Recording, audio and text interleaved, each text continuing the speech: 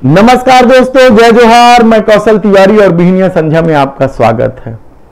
भारत विविधताओं का देश है और यहाँ के हर राज्य की अपनी संस्कृति है, अपनी विरासत है, अपनी परंपरा है। तो ऐसे में राजस्थान राजनीतिक रिवाज को लेकर हमेशा ही इस देश का ध्यान अपनी ओर खींचा है और बहुत सारे लोग चाहते हैं कि यह रिवाज देश के दूसरे राज्यों में भी चले, क्योंकि जिस तरीके से इस दौर में सत्ता ने अपनी मनमानी की है, राज्यों को लूटने की जो कोशिश की है, उसके बाद हर कोई कहता है कि रिवाज तो राजस्थान की तरह होनी चाहिए। लेकिन क्या इस बार यह रिवाज बदल जाएगा? यह सबसे महत्वपूर्ण सवाल इसलिए है क्योंकि कर्नाटक विजय के बाद जिस तरीके से कांग्रेस में आशा का संचार जागृत हुआ है, कार्यकर्ताओं में उत्साह जगा है, उसके बाद यह कहा जा रहा है कि राजस्थान में भाजपा बहुत पीछे छूटती चली गई है। पीछे छूटने की एक बड़ी वजह यह भी है कि राजस्थान में कांग्रेस खुद लड़ रही है, यानी मुख्यमंत्री अशोक गहलोत और एक दमदार नेता सचिन पायलट के बीच छिड़ी जंग ने भारतीय जनता पार्टी को किनारे कर दिया है। उनके मुद्दे कहीं दिखाई नहीं दे रहे हैं। तो क्या ऐसी परिस्थिति में यह मान लें कि यह कांग्रेस की रणनीति का कोई हिस्सा रहा है, या फिर कल जो खबर आई है वह भी कम चौंकाने वाला नहीं है कि पायलट को मनाने के लिए कांग्रेस ने 3-4 ऑफर कर दिए हैं। उसमें से एक प्रमुख ऑफर है राष्ट्रीय महासचिव का, यानी राष्ट्रीय महासचिव बनाकर क्या सचिन पायलट को कांग्रेस राजस्थान की राजनीति से दूर करके देश की राजनीति में स्थापित करना चाहते हैं? यह पहला सवाल है। लेकिन लोगों को लगता है कि सचिन पायलट इस ऑफर को स्वीकार नहीं करेंगे। दूसरा ऑफर है प्रदेश अध्यक्ष और उनके खास लोगों को मंत्री बना देने का ऑफर। यह एक अच्छा ऑफर है, हो सकता है कि सचिन पायलट इस ऑफर को स्वीकार कर लें। लेकिन इससे भी बड़ा तीसरा ऑफर है चुनाव अभियान समिति का अध्यक्ष बनाना।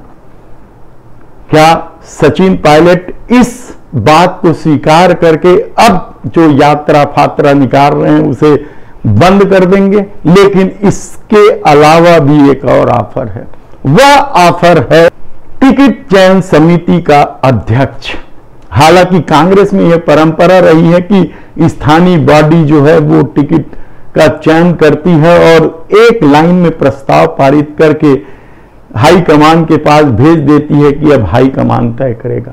तो ऐसी परिस्थिति जब राजस्थान की है और सचिन पायलट इनमें से कोई भी ऑफर स्वीकार कर लेते हैं, तो क्या भारतीय जनता पार्टी की मुसीबत नहीं बढ़ जाएगी? निश्चित रूप से। हालांकि भारतीय जनता पार्टी वहां संघर्ष कर रही है और उस रिवाज को जो राजस्थान में हर साल सत्ता बदल देने का रिवाज है, उस रिवाज के आसरे बैठी है, कहा जाए तो गलत नहीं होगा।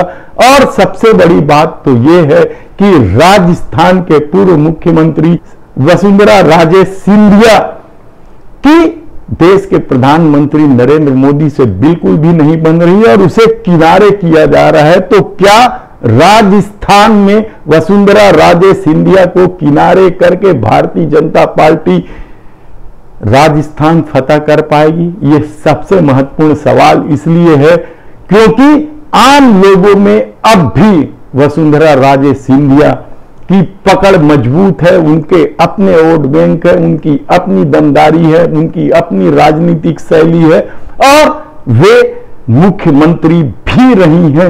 इन्हें नजरअंदाज करना क्या भारतीय जनता पार्टी को भारी पड़ेगा? हालांकि भारतीय जनता पार्टी बीच बीच में उन्हें पुचकारने की जरूर कोशिश करती है, लेकिन जब अब चुनाव बेहद ही नजदीक आने लगा है तब उनको किनारे करके नए नेता स्थापित करने की बात यदि भारतीय जनता पार्टी में चर्चा का विषय है तो यकीन मानिए कि इस बार राजस्थान का रिवाज बदलने वाला है, सत्ता रिपीट होने वाली है, कहा जाए तो गलत नहीं होगा। ऐसी परिस्थितियां राजस्थान की क्यों हैं? क्योंकि देश के प्रधानमंत्री नहीं चाहते कि कोई भी क्षत्रप आगे बढ़े।